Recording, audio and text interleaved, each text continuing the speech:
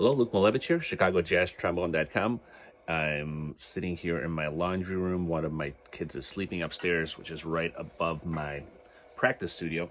So I'm going to do this video really quickly from here. I wanted to share with you just a very simple exercise, breathing exercise, sound exercise, whatever you want to call it, that I do with all of my students, particularly with students that have a hard time creating an open sound, relaxed sound. It's an exercise that you might have done, you might have heard about anyway, but I'm just going to walk you through my process. It's a two-part exercise. First, we're going to do it on the mouthpiece itself and then on the trombone. So what I have them do is basically breathe into the instrument. We'll start with talking about how to form an embouchure, which is very simple. Basically, I tell them to form a relaxed M like this, which essentially just makes everything look like you're not really doing anything, right? Your teeth are just a little bit apart. Everything's relaxed, just the letter M.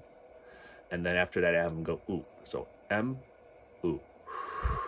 Slightly, not puckering the lips too far forward, but just enough, as you can see in the video, to create a nice little opening. It doesn't, it's not necessarily in the center for me. It certainly isn't in the center. It's just whatever feels comfortable physically. So M, ooh. Then I'll have them exhale a few times just without anything else.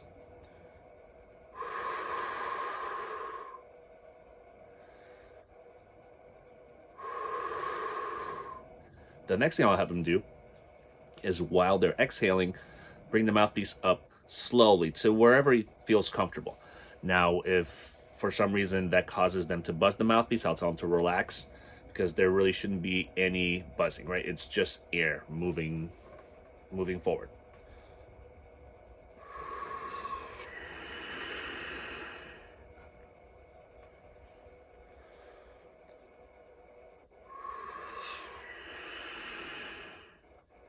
The final thing I'll have them do is put the mouthpiece in the trombone and have them do the same thing with the entire instrument.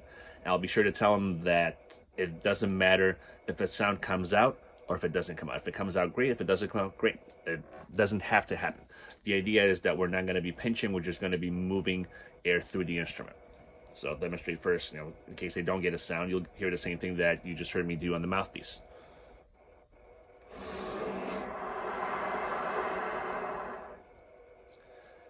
Now, they might, a note might come out. You never know.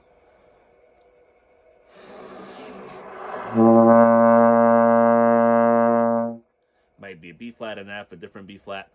Usually it's one of those three that comes out. If they don't get a note on 2 or 3 tries, what I'll ask them to do is, when they're moving air through the instrument, just move a little bit more. Usually that helps start the note.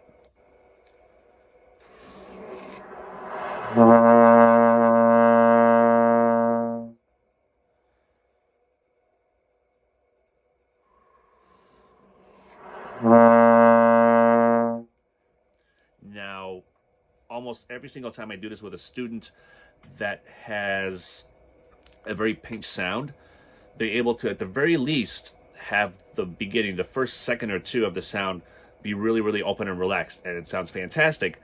And then usually their brain takes over and has them go back to what they were doing before. But the fact that they can do, they can do it more open and relaxed at the beginning is great, and that's a great starting point to then, continue to have them open up their sound and be able to do it for the duration of the note, however long they're going to hold it.